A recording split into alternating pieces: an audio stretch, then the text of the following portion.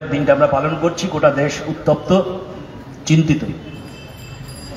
এরকম পরিস্থিতিতে খুব কিছু বলার না, কিন্তু যেটা আমাদের সচেতন থাকা দরকার, লড়াইটা যদি সন্ত্রাসবাদের বিরুদ্ধেই হয়, এবং যেটা হচ্ছেও, তার প্রথম কন্ডিশন, যাকে প্রি কন্ডিশন বলে, কোনো রকম বিভেদকে, কোনো রকম বিচ্ছিন্নতাকে প্রশ্রয় না দেওয়া, কোনো বিভেদ বিচ্ছিন্নতার কথাকে একত্রিতভাবে সমূলে ব্যাট করা।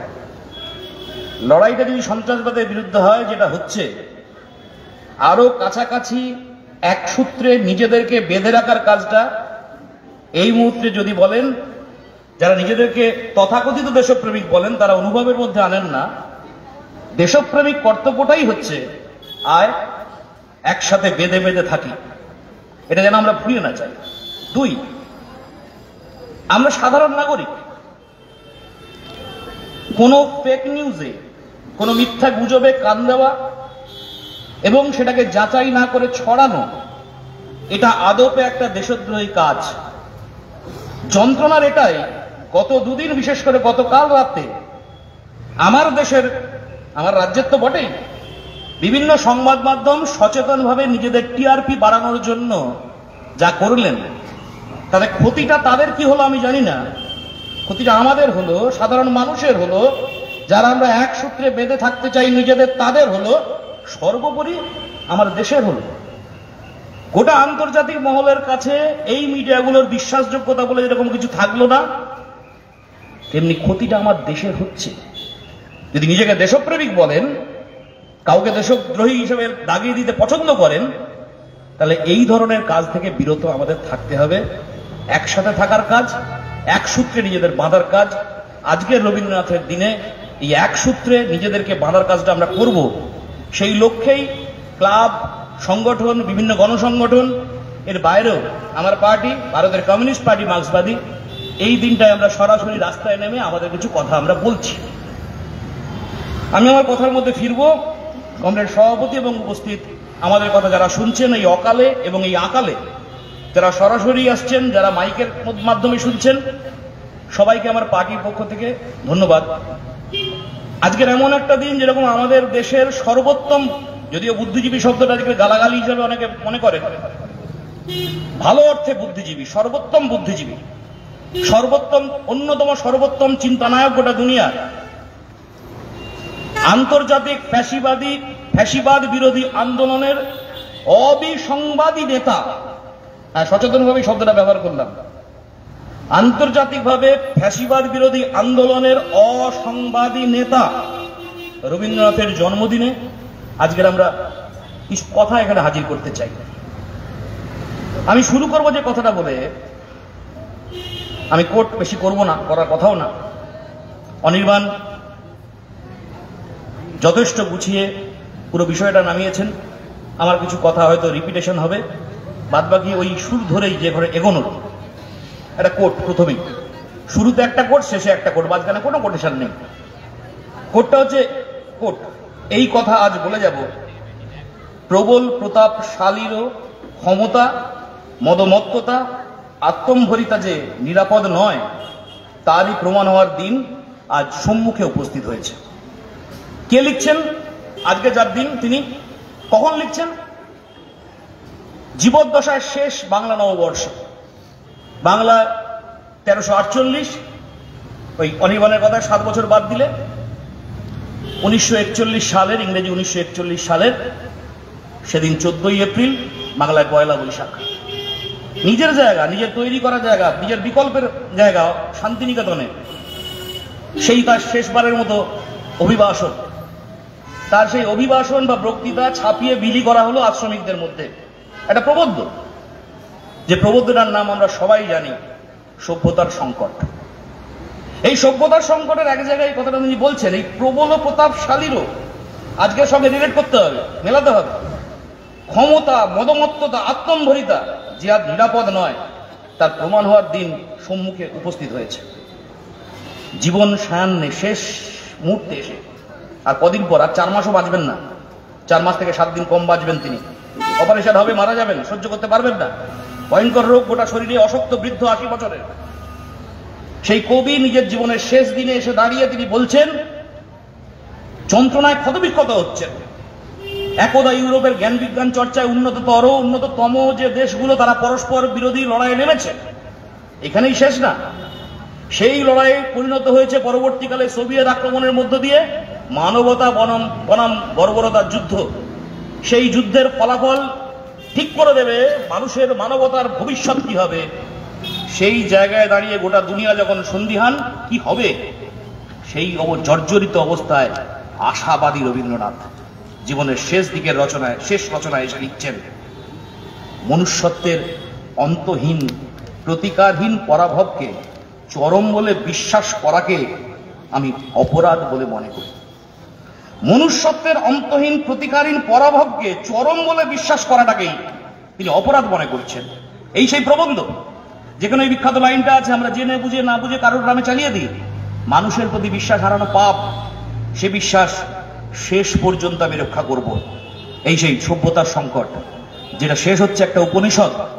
আমাদের কথা শুনছেন অনেকে, নিজেদেরকে ঘোষিত হিন্দুবাদী বলেন, হিন্দুত্ববাদী বলেন, বিজেপি করেন, RSS করেন, উপনিষদ উল্টে পাল্টে যারা পড়েন না তাদের জন্য আবার রবীন্দ্রনাথ, অধর্মে নৈধ্যতে তাবত তত ভদ্রানি পশ্যতি তত সবপত্নান জয়তি সমলস্তু বিনাশ্যতি। উল্টে পড়ুন, উল্টে দেখুন কি আছে এর মানে। রবীন্দ্রনাথের ভাষায় অধর্মের দ্বারা বেড়ে ওঠা মানুষ অধর্মেই নিজের ভালো দেখে। অধর্ম মানে এখানে অন্যায়, অপরাধ, তার মধ্যে নিজেকে ভালো দেখছে। অধর্মের দ্বারা সে সাময়িকভাবে হলেও শত্রুকে জয় করে, কিন্তু শেষমেশ একেবারে সমূলেই তাতে বিনষ্ট হয়। রবীন্দ্রনাথ, সভ্যতার সংকট। আজকের এই সময়ে দাঁড়িয়ে যখন আমার দেশের বুকে আরেকবার নেমে আসছে একটা অদ্ভুত কালো সময়, তখন এই রবীন্দ্রনাথের দিনে আরেকবার সভ্যতার সংকটে আমরা ফিরব। তার আগে রবীন্দ্রনাথ, অনেকভাবে রবীন্দ্রনাথকে আমরা দেখতে পারি। অনির্বাণ বলছিলেন সারাদিন ধরে রবীন্দ্র চর্চা হবে, সারা পক্ষ জুড়ে হবে, সারা বছরই হোক। পুজো করি, মালা দিই, ফুল দিই, দিতেই পারেন, অধিকার আছে প্রত্যেকের। কিন্তু রবীন্দ্রনাথ এইটুকু না। কবি, সাহিত্যিক, প্রাবন্ধিক। অনির্বাণ তো শেষ দিকে বললেন রবীন্দ্রনাথের চিঠির দিকে খুঁজতে হবে রবীন্দ্রনাথকে, তার বাইরেও রবীন্দ্রনাথ আছেন। সেই রবীন্দ্রনাথ হচ্ছে অ্যাক্টিভিস্ট, সরাসরি সংগঠক। যে সংগঠক, যে অ্যাক্টিভিস্ট রবীন্দ্রনাথের পরিচয় সচেতনভাবেই আমার আপনার সিলেবাসে থাকবে না, সেই রবীন্দ্রনাথ। যে রবীন্দ্রনাথ জীবনের প্রথম পর্যায়ে কবি, সাহিত্যিক, প্রাবন্ধিক, দার্শনিক, দ্বিতীয় পর্যায়ে ঈশ্বর বিশ্বাস থেকে ঈশ্বরকে মানব রূপে চিন্তা করা রবীন্দ্রনাথ, দান্দিক রবীন্দ্রনাথ, পরস্পর বিরোধী দুটো শক্তির লড়াইয়ের মধ্য দিয়ে এগোনোর রাস্তা খুঁজছেন, সেই রবীন্দ্রনাথ। যে রবীন্দ্রনাথের সাথে আমরা মার্ক্সবাদীরা হেগেলের তুলনা করতে পারি। হেগেলকে নিয়ে আমরা বলি এমন একজন দার্শনিক যাকে মার্কস এঙ্গেলস পা উল্টানো ছিল, মাথা নিচের দিকে পা উল্টানো ছিল, মার্কস এঙ্গেলস উল্টেছেন। রবীন্দ্রনাথ নিজের চর্চায়, নিজের বোধে কাউকে দিয়ে উল্টাতে হয়নি, নিজের অন্য পর্বে উন্নীত হয়েছেন। যে পর্বে রবীন্দ্রনাথ আর শুধু কবি, সাহিত্যিক, প্রাবন্ধিক, সুন্দর প্রেমী, মানব প্রেমী, এই সবের ঊর্ধ্বে উঠে একজন অ্যাক্টিভিস্ট, তারও ঊর্ধ্বে উঠে গোটা বিশ্ব মানবতার নেতা। গোটা বিশ্বের মানবতার সব থেকে বড় শত্রু এই ফ্যাসিবাদের বিরুদ্ধে গোটা দুনিয়ার, আমি যে শুরুতে যে কথাটা বলেছি, অবিসংবাদী নেতা রবীন্দ্রনাথ। আজকের 9ই মে, 8ই মে গতকাল। ইংরেজি ক্যালেন্ডার, বাংলা ক্যালেন্ডার হাত ধরাধরি করে চলে না অনেক সময়। রবীন্দ্রনাথের জন্ম যেদিন 25শে বৈশাখ, ইংরেজি তারিখটা 8 তারিখ বা 9 তারিখ কোনোটাই ছিল না, 7ই মে ছিল। ক্যালেন্ডারের, বাংলা ক্যালেন্ডার ইংরেজি ক্যালেন্ডারের মধ্যে পার্থক্য, চন্দ্রমাস, সূর্য মাস, তার জন্য দাঁড়িয়ে এগুলো পরিবর্তন হয়, জানেন। এই 8ই মে বা 9ই মে বিশ্ব ফ্যাসিবাদের বিরুদ্ধে ঐতিহাসিক বিজয়ের দিন। আবার এই দিনটা আমরা পালন করি রবীন্দ্রনাথের দিন হিসাবে। এই ফ্যাসিবাদ কি, অনির্বাণের কথা এসছে, আমি খুব সংক্ষেপে কিছু কথা বলতে হবে আজকের দিনে দাঁড়িয়ে। 17 সালের রুশ বিপ্লব, বিকল্প দেখানো গোটা দুনিয়ার কাছে। এই বিকল্প কি? প্রকৃত স্বাধীনতা, সর্বাধিক প্রসারিত গণতন্ত্র, বিকল্প উন্নয়নের মডেল। একে কাউন্টার করবার জন্য পৃথিবীর 14টা দেশ ঝাঁপিয়ে পড়ল সদ্য সমাজতান্ত্রিক দেশের উপর 17 সালের নভেম্বর মাস। সেই লড়াইও জিততে পারল না তারা। জিতল লালফৌজ, সোভিয়েতের লালফৌজ। ঘরের মধ্যে বিদ্রোহ, বাইরে থেকে 14টা দেশের আক্রমণ, সবকিছুকে প্রতিহত করে রক্ষা করলো শিশু সমাজতন্ত্রকে। এই যে ধাক্কা গোটা দুনিয়ার সাম্রাজ্যবাদের কাছে, এই ধাক্কার পথ ধরে যে ইতিহাসের চলা, সেই চলার এক সময় তাদের সামনে যে হাতিয়ারটা এলো বা তাদের নিজেদের পরিবর্তন যেটা হলো, সেটাকেই বলে ফ্যাসিবাদ। ফ্যাসিবাদ এক কথায় যদি বলি, অন্য অনেক বড় বড় কথা বাদ দিয়ে, সেটা হচ্ছে বিকৃত পুঁজিবাদ। পুঁজিবাদ সাম্রাজ্যবাদের বিকৃততম রূপ হচ্ছে ফ্যাসিবাদ, যেখানে লগ্নি পুঁজি মানে যেটা এখন গোটা দুনিয়ায় ডমিনেট করতে চাইছে, তার সব থেকে উগ্র জাতীয়তাবাদী, সব থেকে প্রকাশ্য সন্ত্রাসবাদী প্রতিনিধিত্বকারী রাজনীতির নামই হচ্ছে ফ্যাসিবাদ। যে ফ্যাসিবাদ অপেক্ষা করে সংসদীয় ব্যবস্থার প্রতি মানুষের মোহ কখন কাটছে তার উপর, যে ফ্যাসিবাদ অপেক্ষা করে সমাজের সংখ্যাগরিষ্ঠ অংশ কখন কমিউনিস্টদের বাইরে পুঁজিপতিদের খপ্পরে আছে তার উপর, যে ফ্যাসিবাদ অপেক্ষা করে কখন এই প্রচলিত ব্যবস্থায় একটা দেশ তার পুঁজিপতিরা ঘরে বাইরে কোনো সমস্যার সমাধান করতে পারছে না, এই সময়টাতেই পুঁজিবাদ নিজেকে পরিবর্তন করে যে রূপ নেয়, সেটাকে বলে ফ্যাসিবাদ। এই ফ্যাসিবাদ ইতালির বুকে প্রথমবার, রেনেসা, ইউরোপের রেনেসা নবজাগরণের যে দেশ, সেই ইতালির বুকে প্রথম শুরু হয় মুসোলিনির হাত ধরে। অনির্বাণের কথায় আছে, আবার সামান্য রিপিটেশন হবে। 22 সালের মুসোলিনির ক্ষমতায় আসা প্রধানমন্ত্রী হিসাবে এলো হচ্ছে ইতালির ওই কল্প সাম্রাজ্য, কল্পহিত গৌরবকে ফিরিয়ে আনার স্লোগান দিয়ে। প্রথম বিশ্বযুদ্ধে ভেঙে পড়া একটা দেশ, তার অর্থনীতি শেষ, ভয়ঙ্কর কষ্টে কাটাচ্ছে মানুষ দিন, খাওয়ার পয়সা নেই, চাল গম অগ্নিমূল্য। সেই ভেঙে পড়া জাতির উদ্ধারকর্তা হিসেবে চলে এলেন সামনে যিনি, তিনি হচ্ছেন মুসোলিনি। ইতালির ওই কাহিনী শুনিয়ে, কল্পিত কাহিনী শুনিয়ে, এবং নিজের ব্রাউন শার্ট বাহিনী, যে বাহিনী সরকারি মিলিটারি না, তার প্যারালাল সমান্তরাল, সেই মিলিটারিকে ব্যবহার করে 22 সালের রোম মার্চ এবং রোম দখল করবার পর 4 বছরের মধ্যে ইতালির একচ্ছত্র অধিপতির নাম দাঁড়ালো মুসোলিনি। নিজেকে নিজে চিহ্নিত করলেন টুসে হিসাবে।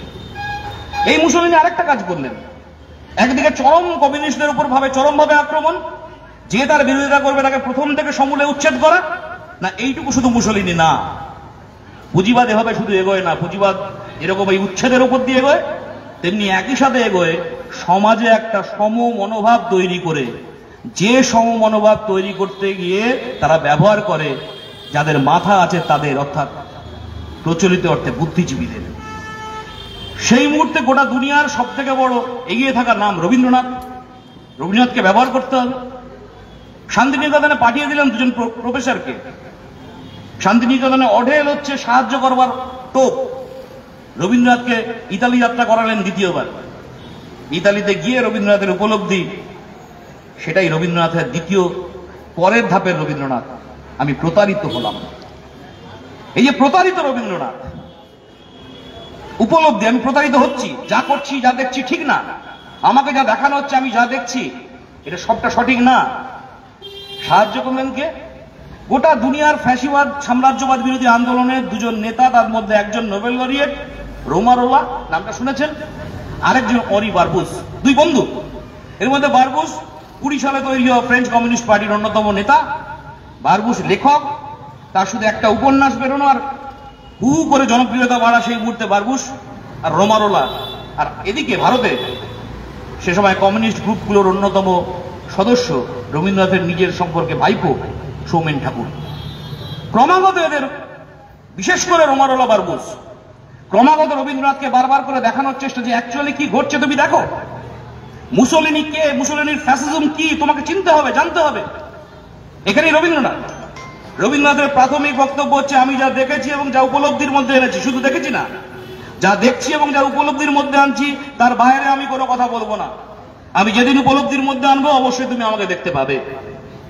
মে জুন মাসে রবীন্দ্রনাথ দ্বিতীয়বারের জন্য ইতালি গেলেন, আর 3 মাসের মাথায় আগস্টের 5 তারিখ লন্ডনের ম্যানচেস্টার গার্ডিয়ানের রবীন্দ্রনাথের সেই বিখ্যাত বিস্ফোরক সাক্ষাৎকার, আমি আজকের দিনের শব্দের মতো করে বললাম বিস্ফোরক সাক্ষাৎকার, যেখানে সরাসরি তিনি নেগেট করলেন মুসোলিনির ফ্যাসিবাদকে। অন্য কোথাও বার্তা দেওয়ার অনেক আগে 5ই আগস্ট ওই 26 সালে রবীন্দ্রনাথ একের পর এক সাক্ষাৎকার দিয়ে যাচ্ছেন ইউরোপের একটার পর একটা সংবাদ মাধ্যমে, যে মুসোলিনি এই হচ্ছে তার ফ্যাসিবাদ। অনির্বাণ ছবিটা দেখিয়েছে। অনেক পরিণত বয়সে এসে ছবি আঁকা শুরু করলেন। প্রথম ব্যঙ্গচিত্র আঁকলেন যাকে দিয়ে, তাকে সেটা হচ্ছে মুসোলিনি। দেখেছেন অনির্বাণ, ব্যাখ্যা করেছেন, তার আমি পুনরাবৃত্তির মধ্যে যাব না, উপলব্ধির মধ্যে আনছেন। যেটাই জেনেছি, একবার যেটা জেনেছি সেটাই শেষ জানা নয়। নিজে জানবো, উপলব্ধি করব, বিশ্লেষণ করব, আবার উপলব্ধি করব, তারপর এই খোঁচা খাওয়া বাঘ। কার্যত সেইখান থেকে রবীন্দ্রনাথের জীবনের আরেকটা পর্ব শুরু, যে পর্বটা এবার রবীন্দ্রনাথ নিজেকে এগোচ্ছেন, অতিক্রম করছেন নিজের পুরনো সব বেড়া, পুরনো সব বাধা, গোটা জাতি, জাতীয়তাবাদ, সেখান থেকে বেরিয়ে আন্তর্জাতিক লেভেলের রবীন্দ্রনাথ। একটার পর একটা 27 সাল ফেব্রুয়ারি মাসে ব্রাসেলস সাম্রাজ্যবাদ বিরোধী মহাসম্মেলন, ওই রোমারোলা আর বারবুশের নেতৃত্বে সভাপতিত্ব করলেন কে? আইনস্টাইন। সেই সম্মেলন উপলক্ষে রবীন্দ্রনাথের প্রথম বার্তা, সংগতি বার্তা, যে আজকের দুনিয়ায় সাম্রাজ্যবাদের বিপদ কি। সাম্রাজ্যবাদ, ফ্যাসিবাদ, এই শব্দগুলো সম্পর্কে শুনলে অনেকের অনেক কথা, ব্যঙ্গাত্মক কথা আসে। রবীন্দ্রনাথের এই কথাগুলোর দিকে একবার নজর ফেরাতে আমি অনুরোধ করব। আজ থেকে 27 সাল, মানে প্রায় 100 বছরের 2 বছর কম, 98 বছর আগে রবীন্দ্রনাথের স্ট্যান্ড সেই সময় দাঁড়িয়ে কি ছিল। ওই বছরই পরে, কয়েকদিন পরে প্যারিসে এবার ফ্যাসি বিরোধী মহাসম্মেলন। এই ফ্যাসি বিরোধী মহাসম্মেলনে ওই ব্রাসেলসের প্রথমবার নেহরু ভারত থেকে প্রতিনিধিত্ব করেছিলেন জাতীয় কংগ্রেসের পক্ষ থেকে। ব্রাসেলসের সম্মেলনে গিয়ে আবার রবীন্দ্রনাথের বার্তা, ফ্যাসিবাদ আজকের দিনে বিপদ। তখনও কমিউনিস্ট আন্তর্জাতিক ফ্যাসিবাদের বিপদ গুছিয়ে উঠতে পারেনি, স্বাভাবিক কারণে। ওই দেখছে স্ট্যালিন বিবৃতি দিচ্ছেন যে এই ফ্যাসিবাদ মানে পুঁজিপতি, মানে যারা শাসক শ্রেণীর দুর্বলতা। রবীন্দ্রনাথ সেখানে লিখছেন যে এই বিপদ, যে বিপদ মানবতার সামনে চরমতম শত্রু হিসাবে সামনে আসতে চলেছে, তার বিরুদ্ধে ঐক্যবদ্ধ প্রতিরোধের প্রয়োজন। এরপর আমি আর কোনো কোটেশনের মধ্যে যাচ্ছি না, কোনো দিন তারিখ সময়ের মধ্যে যাব না। যতবার সুযোগ এসছে, জাতীয় স্তরে, আন্তর্জাতিক স্তরে, পৃথিবীর যে কোনো জায়গায় সুযোগ এসছে নিজের মনোভাব পৌঁছে দেওয়ার, নির্দ্বিধায় তিনি দিয়েছেন। ধীরে ধীরে আন্তর্জাতিক ফ্যাসিবাদ বিরোধী আন্দোলনের অন্যতম গুরুত্বপূর্ণ নাম, পরবর্তীকালে নেতা হিসাবে নিজেকে প্রতিষ্ঠিত করছেন রবীন্দ্রনাথ। এই সময় দাঁড়িয়ে 1929 সাল গোটা দুনিয়াব্যাপী মহামন্দা 33 সাল পর্যন্ত চলল, এবং যার সুযোগে শক্তিশালী হলো জার্মানিতে হিটলার। ব্যাখ্যার মধ্যে যাব না, সময় নেই। একদিকে উগ্র কমিউনিস্ট বিরোধিতা, আবার সেই ইতালির মতো এখানেও সদ্য কিছু কল্পনাকে সামনে এনে মহা আর্য জাতির জার্মান তৈরি করতে হবে। তার সাথে রেস পিউরিটি, মানে রক্তের শুদ্ধতা। আর্যদেরই হচ্ছে একমাত্র রক্তের শুদ্ধতা, কাউকে আর এর মধ্যে ফেরানো যাবে না। অতীত অনেকদিন থেকে তৈরি হওয়া ইহুদিদের উপর আমাদের দেশের সাথে মেলাতে হবে এই জায়গাটা। অনেকদিন ধরে জার্মানির বুকে তৈরি হওয়া ইহুদি বিরোধ শুরু কোথায়? আমি সময় নষ্ট না করে শুধু বলবো, শেক্সপিয়ারের শাইলকের কথা মনে করুন। এক ইহুদিকে কসাই, সুদখোর হিসেবে চিহ্নিত করা, সেই সময়কার থেকে যে তৈরি হওয়া মনোভাব, সেই ইহুদি বিদ্বেষকে জাগিয়ে তোলা, এবং এই ইহুদিদের একমাত্র রক্ষাকর্তা কমিউনিস্টরা, অতএব এই দেশদ্রোহী, আবার সেই দেশদ্রোহী, এই দেশদ্রোহী কমিউনিস্টদেরকে সমূলে নিকাশ করো, এই হচ্ছে স্লোগান দিয়ে সামনে চলে এলেন হিটলার। 33-এর মধ্যে ক্ষমতা দখল করলেন। মুসোলিনির মতো, মুসোলিনির ব্রাউন শার্ট ছিল, হিটলারের হল ব্ল্যাক শার্টস, কালো। মুসোলিনির ছিল না, হিটলারের এলো স্টর্ম ট্রুপার্স, ঝটিকা বাহিনী। মুহূর্তের মধ্যে ঘটিয়ে দিতে পারা কোন একটা ঘটনা, যে কোনো মুহূর্তে সভা সমিতি বানচাল করে দেওয়া, বিরোধীদের অফিস দখল করা, যা খুশি করবার মুহূর্তের মধ্যেকার ক্ষমতা হচ্ছে স্টর্ম ট্রুপার্সদের, এসএস বাহিনী। এর সাথে যুক্ত হলো সব থেকে বড় বিপদ, গেস্টাপো। কোথায় কি হচ্ছে আড়ি পেতে শোনা, সমস্ত খবরাখবর জোগাড় করা, সমস্ত খুঁটিনাটি খবর রাষ্ট্রের কানে পৌঁছে দেওয়া, তার সাথে ক্রমাগত মিথ্যে প্রচারের জন্য তৈরি হওয়া প্রচার মাধ্যম, প্রচার যন্ত্র, যার মাথায় গোয়েবেলস। একই কথা, অর্ধসত্য, মিথ্যা, বারংবার বলে বলে বলে বলে জনগণের মধ্যে এই মনোভাব তৈরি করে দেওয়া, হিটলার ছাড়ার গতি নেই। এই সামগ্রিক পরিমণ্ডলের মধ্য দিয়ে চলে এলো 10ই মে 1933, যেদিন হিটলারের আহ্বানে বার্লিনের রাস্তায়, বার্লিনের মহালাইব্রেরি থেকে সমস্ত বই বের করে পুড়িয়ে ফেলা হলো। যে বইয়ের তালিকার মধ্যে সবাই ছিলেন, রবীন্দ্রনাথের বইও ছিল, সবার বই, কারোর বই বাদ দেওয়া হলো না। The great book burning event, ভয়ঙ্কর ঘটনা। গোটা পৃথিবীর মানবতা স্তম্ভিত, যেরকম ঘটনা ঘটতে পারে কারোর মাথার মধ্যে ছিল না। এর মধ্যে বারবুশ প্রয়াত হয়েছেন, এর মধ্যে কমিউনিস্ট আন্তর্জাতিকে 1935 সালে দিমিত্রভের সেই বিখ্যাত ভাষণ, যে ভাষণে ফ্যাসিবাদের বিরুদ্ধে সমস্ত যুক্তফ্রন্টের যে তত্ত্ব এবং পরাধীন দেশগুলোই কিভাবে আমরা লড়াই করব, একসাথে দুটো লড়াই, স্বাধীনতার জন্য লড়াই, সমাজ বদলের লড়াই, তার তত্ত্ব, দিমিত্রভের থিওরি গোটা দুনিয়ায় ধীরে ধীরে অ্যাকসেপ্টেড হচ্ছে। আর এই সময় থেকে দুনিয়া জুড়ে কমিউনিস্টরা এই বিকল্প লড়াই, বিকল্প ভাবনা, সাম্রাজ্যবাদ বিরোধী, ফ্যাসিবাদ বিরোধী যে কোনো সভা সমিতি মঞ্চ তৈরি হওয়ার উদ্যোগ নিচ্ছেন। ভারতবর্ষের বুকে একে একে তৈরি হচ্ছে বিভিন্ন সংগঠন, ছাত্রদের এআইএসএফ, শ্রমিকদের এআইটিউসি, গণতান্ত্রিক লেখক শিল্পী সংঘ, প্রগতিশীল লেখক সংঘ তৈরি হওয়া শুরু করছে। এই সময় দাঁড়িয়ে league against fascism and war, আমি আবার বলবো, league against fascism and war, এই সংগঠন তৈরি হলো গোটা দুনিয়া জুড়ে, যার ভারতবর্ষের প্রেসিডেন্টের নাম অবধারিতভাবে রবীন্দ্রনাথ। এরই কন্টিনিউশনে গণতান্ত্রিক লেখক শিল্পী সংঘ, এরই কন্টিনিউশনে প্রগতি লেখক সংঘ ইত্যাদি তৈরি হওয়া উল্লেখ করেছে। আমি এক লাইনে শুধু বলবো, 36 সাল স্পেনের গৃহযুদ্ধ, নির্বাচিত সরকারকে ফেলে দেওয়ার জন্য একযোগে হচ্ছে ইতালি এবং জার্মানির সাপোর্ট, ফ্র্যাঙ্কোর নেতৃত্বে নতুন ফ্যাসিবাদী উত্থান।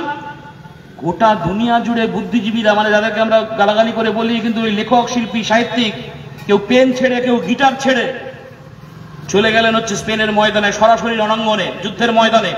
ধরলেন রাইফেল, জীবনে কোনোদিন ভাবেননি যে কলম ছেড়ে রাইফেল ধরবেন যারা, সেই লোরকা থেকে শুরু করে কর্ডওয়েল, একের পর এক নাম যাদের লেখা আমরা পড়ে বড় হচ্ছি, তারা চলে গেলেন স্পেনের বুকে সরাসরি লড়তে এবং মরতে। এই স্পেনের এই ভয়ঙ্কর ঘটনার পরিপ্রেক্ষিতে রবীন্দ্রনাথ লিখলেন একটাই অনেক বড় কথা, একটা বাক্য শুধু বলতে চাই, চেনা জন্তুর হুহুঙ্কার দিকে দিকে উঠে বাজি। সরাসরি জন্তুর সাথে তুলনা।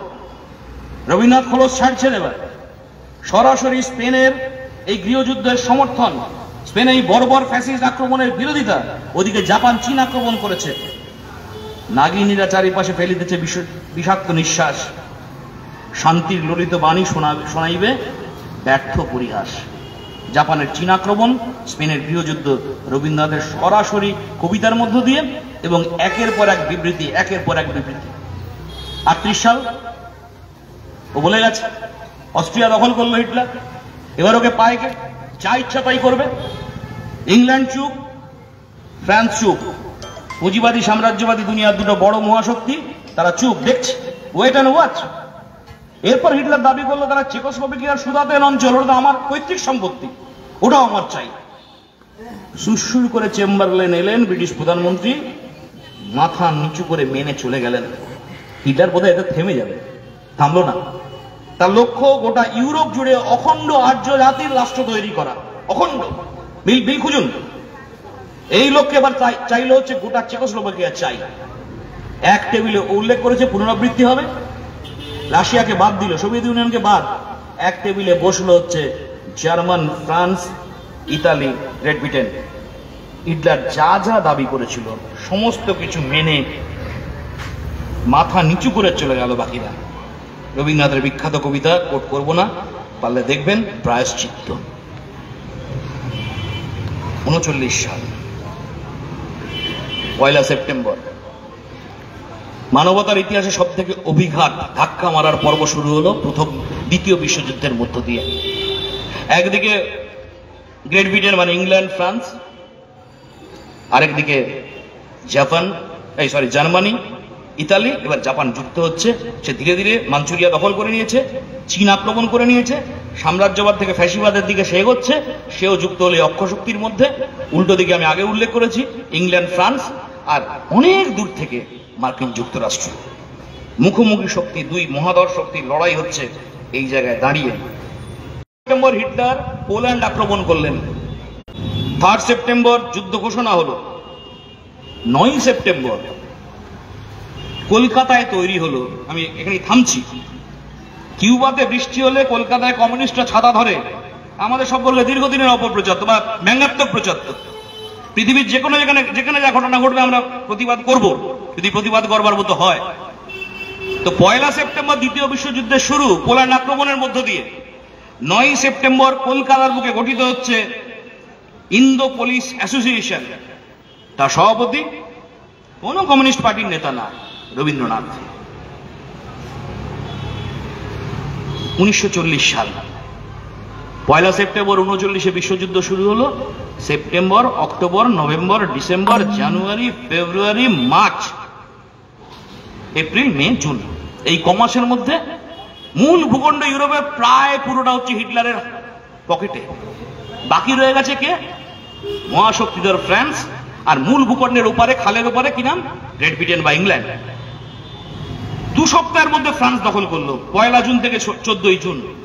সেই ফ্রান্স, শান্তি সাম্য মৈত্রীর স্বাধীনতার যে ফ্রান্স, যেখানে পুঁজিবাদের রাজনৈতিকভাবে যাত্রা শুরু, সেই ফ্রান্স, ফরাসি বিপ্লবের ফ্রান্স, সেই ফ্রান্সের রাজধানী প্যারির পতন ঘটল 14 জুন।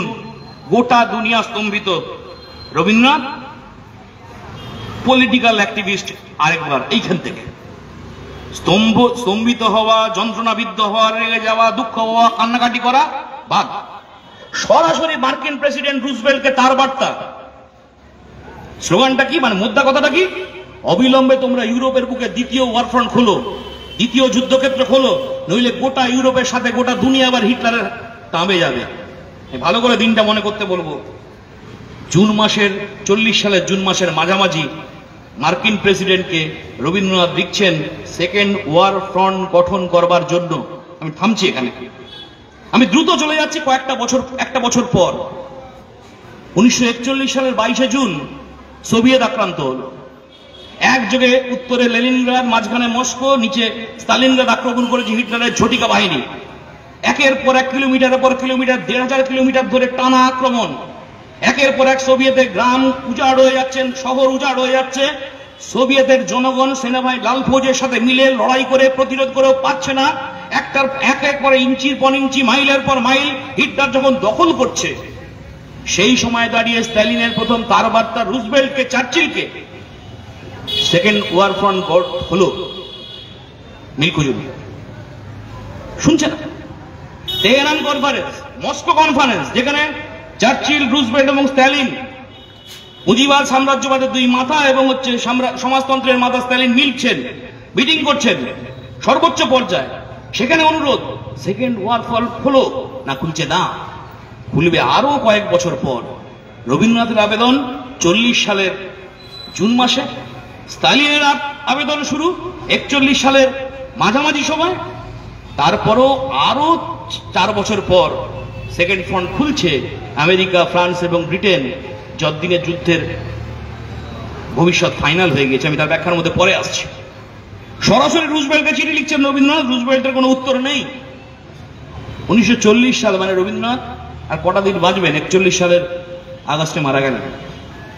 41 সালের 22 জুন এই সাম্রাজ্যবাদী যুদ্ধের ক্যারেক্টার, চরিত্র বদলে গেল। সোভিয়েত আক্রমণ করলো জার্মানরা।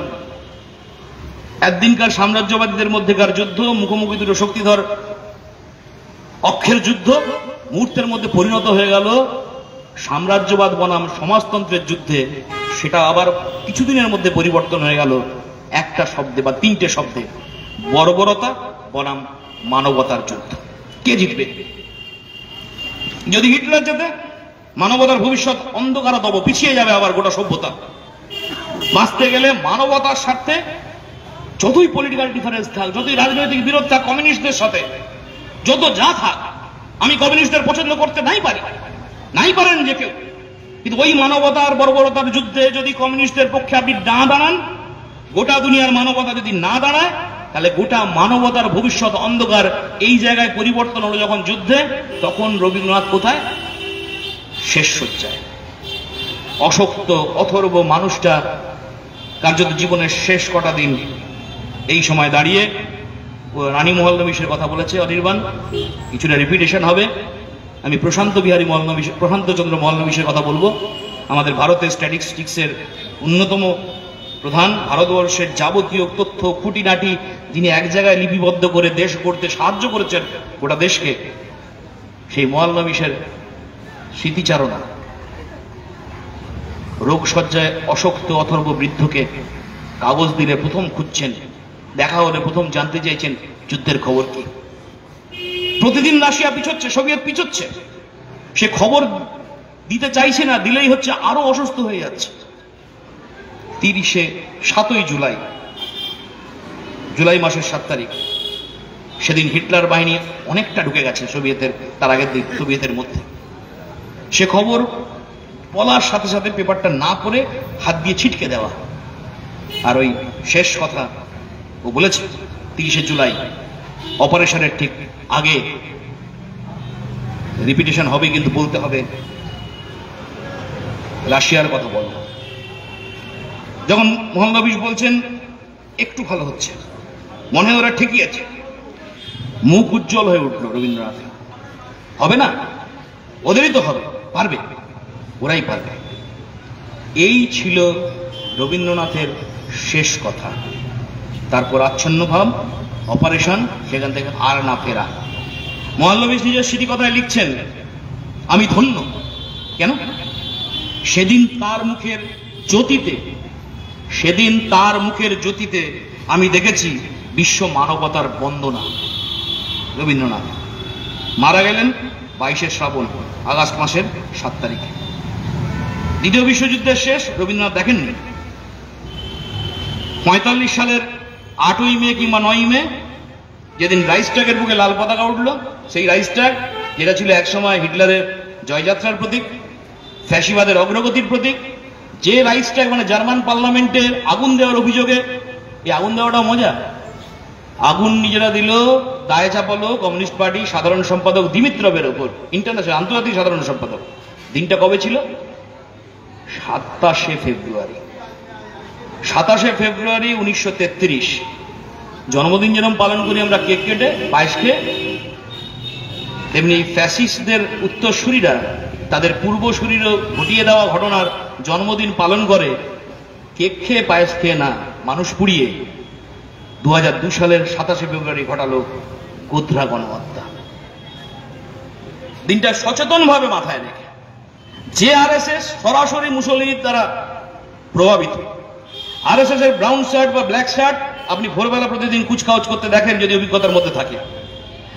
আরএসএস এর যা পলিটিক্স, সেই একই পলিটিক্স সেদিনকার ফ্যাসিস্টদের।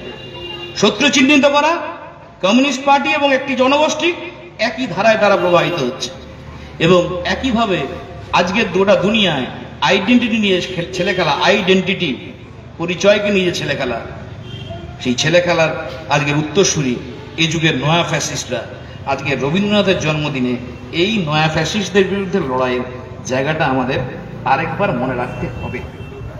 আমি শেষ করব যে কথাটা বলে, এই লড়াই বড় লড়াই ভারতবর্ষের বুকে দাঁড়িয়ে, নয়া ফ্যাসিস্টদের বিরুদ্ধে নিও ফ্যাসিস্টেরা। এখানে ধর্মকে কেন্দ্র করে, পরে ধর্মের মধ্যে উঁচু জাত নিচু জাতকে কেন্দ্র করে যে বিভাজন তৈরি করতে চাইছে, শ্রমজীবী মানুষের আন্দোলন লড়াইকে ভাঙতে চাইছে, ধ্বংস করতে চাইছে, তার বিরুদ্ধে লড়াইয়ে রবীন্দ্রনাথ বারবার আমাদের সবার হাতিয়ার হবে, সবার। কিন্তু করবে কারা? সারা জীবনে রবীন্দ্রনাথ যখন নিজেকে পরিবর্তন করছেন নিজের সময়ের সাথে সাথে, সে বলেছিলাম শেষে একটা কোট করেই যাব, সেই কবিতাটা সবার চেনা, সেখান থেকে সামান্য অংশটুকু কোট করব। এটাও প্রায় জীবনের শেষ দিকে এসে লেখা উপলব্ধি একটা। ওরা চিরকাল টানে দাঁড়, ধরে থাকে হাল, ওরা মাঠে মাঠে বীজ বনে পাকা ধান কাটে, ওরা কাজ করে নগরের প্রান্তরে। কয়েকটা লাইন পর, শত শত সাম্রাজ্যের ভগ্নশেষ পরে ওরা কাজ করে। ওরা কাজ করে, যাদের কথা রবীন্দ্রনাথ লিখছেন, দেশের সংখ্যাগরিষ্ঠ মানুষ, শ্রমজীবী মানুষ, দেশের শুধু নয় গোটা দুনিয়ার সব দেশের সবখানের, যারা সঙ্গে থাকলে হিটলার হারত না, যারা সঙ্গে ছিল বলেই সোভিয়েতের লালফৌজ জিতেছিল এই লড়াইয়ে, যাদের জন্য রবীন্দ্রনাথ নিজেকে বারে বারে পরিবর্তন করেছেন, যাদের কাছে আসার জন্য, যাদের উপর ভার রেখেছেন ভবিষ্যৎ পরিবর্তনের যে কথাটা আমরা বলছি আজকের এখানে দাঁড়িয়ে, তাদের দিকেই আমাদেরকে ফিরতে হবে। এই চেনা কথাটাই আরও একবার রবীন্দ্রনাথের দিনে, এই চেনা কথাটাই আরেকবার ফ্যাসিবাদের বিরুদ্ধে ঐতিহাসিক বিজয়ের ৮০ বছর পূর্তিতে আমরা যেন কখনোই স্মরণ করতে, মনে রাখতে এবং নিজেদের সমৃদ্ধ করতে ভুলে না যাই। এটাই হোক রবীন্দ্র চর্চা, রবীন্দ্রনাথকে নিয়ে আমাদের যাবতীয় আবেগের সূচি মুখ। মানুষ, মানুষ এবং মানুষ। ধন্যবাদ।